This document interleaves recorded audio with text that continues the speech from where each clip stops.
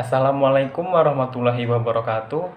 Perkenalkan, nama saya Septian Ahmadika dari jurusan Hukum Keluarga C angkatan 22. NIM saya 12220111527.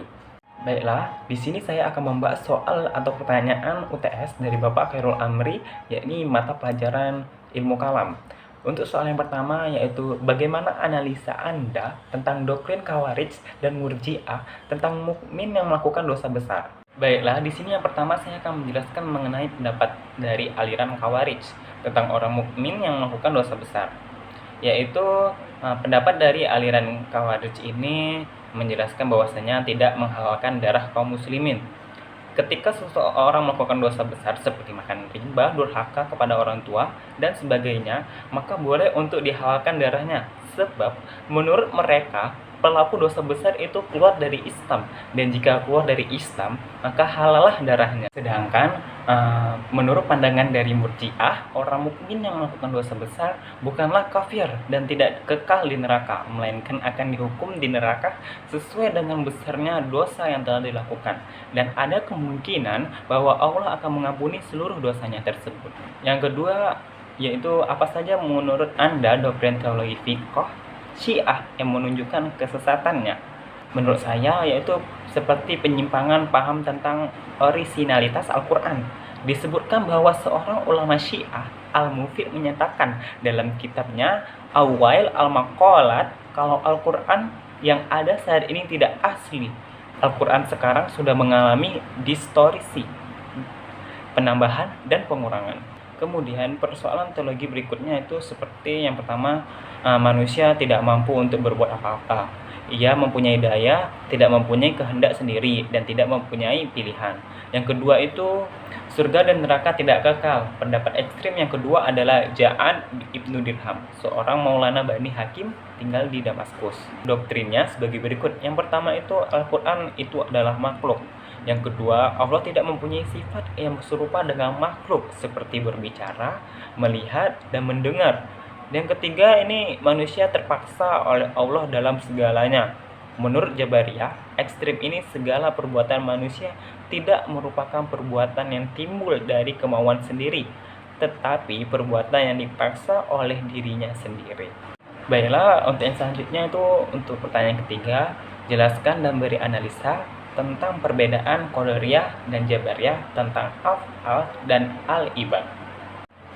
Baiklah, menurut Ahmad Amin, ada ahli teologi yang mengatakan bahwa Qadariyah pertama kali dimunculkan oleh Ma'bad al-Jauhani dan Ghailan al-Dimaski.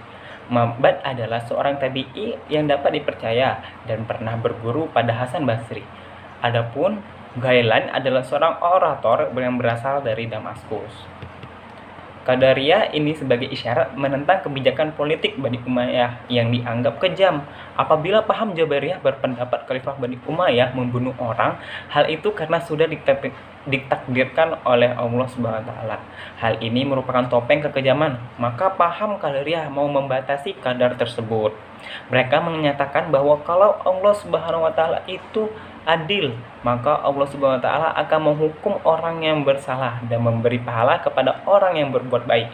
Manusia harus bebas dalam menentukan nasibnya sendiri dengan memilih perbuatan yang baik dan perbuatan yang buruk.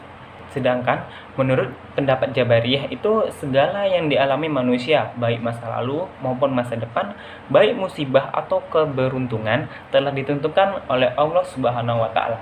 Manusia bagaikan air yang mengalir ke berbagai arah tanpa kehendak dan tanpa pilihan. Hanya Allah Subhanahu wa Ta'ala yang berkehendak dan menentukan nasib manusia serta kelangsungan hidupnya di dunia. Semua yang terjadi di jagat raya ini semata-mata qada dan qadar Allah, bukan kehendak makhluk. Demikian pokok pemikiran teologi yang dikembangkan aliran Jabariyah. Baiklah, selanjutnya pertanyaan terakhir, yaitu pertanyaan keempat, jelaskan doktrin firqah Mu'tazilah, al-usul al-khamsah, dan berikan analisis ringkas. Baiklah, pokok ajaran Mu'tazilah yang disebut dalam al-usul al-khamsah itu diantaranya yang pertama itu at-tauhid. At-tauhid merupakan pokok intisari ajaran dari kelompok Mu'tazilah. Kelompok ini benar-benar mensucikan Tuhan dari segala sesuatu yang menyekutukannya. Ia menempatkan Tuhan sebagai zat penguasa tunggal, di mana Tuhan tidak mempunyai saudara, anak, ataupun orang tua yang dapat mencampuri kekuasaannya. Mu'tazilah menganggap sifat Tuhan tidak bisa berdiri di luar zat, namun sifat ini adalah esensi Tuhan itu sendiri. Oleh karena itu, jika Tuhan mempunyai suatu sifat, maka ia akan melaksanakan sifat tersebut. Kemudian sifat untuk melaksanakan itu adalah zatnya. Kaum Mu'tazilah membagi sifat Tuhan menjadi dua, yaitu sifat zatiyah dan sifat fi'iliyah. Yang kedua itu adalah al-adl. Ajaran pokok Mu'tazilah yang kedua adalah al-adl, yang berarti keadilan. Memberi pengertian bahwa Tuhan selalu berbuat baik dan tidak pernah melakukan sesuatu yang buruk. Tuhan tidak pernah berbuat aniaya terhadap makhluknya, walaupun kita sering menemui hal-hal yang kurang baik pada kehidupan kita. Yakinlah pada akhir kisah selalu ada kebaikan yang Tuhan titipkan untuk kita. Yang ketiga ada al-wa'd al-wa'id. Sifat Tuhan yang ketiga adalah al-wa'd al-wa'id, yang berarti Allah tidak pernah mengingkari janjinya. Tuhan tidak akan mengingkari janjinya, misalnya berkaitan dengan surga dan neraka yang dijanjikannya. Demikian menurut pandangan Mu'tazilah bahwa Tuhan adalah penguasa yang tidak pernah mengingkari janji-janjinya. Yang keempat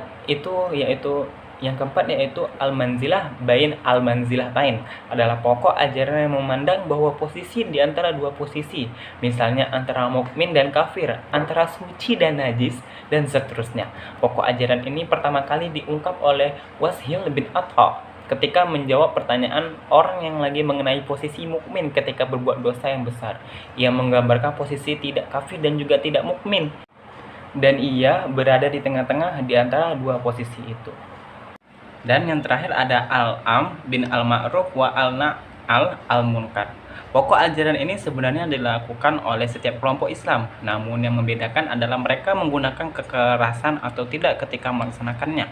Pada dasarnya, kelompok Mu'tazilah berpendapat bahwa hal ini tidak harus dilakukan dengan kekerasan, melainkan hanya seruan. Namun, bila benar diperlakukan dalam menggunakan kekerasan. Baiklah, sekian dari saya, lebih dan kurang mohon maaf. Saya akhiri dengan wabillahi taufiq wal hidayah.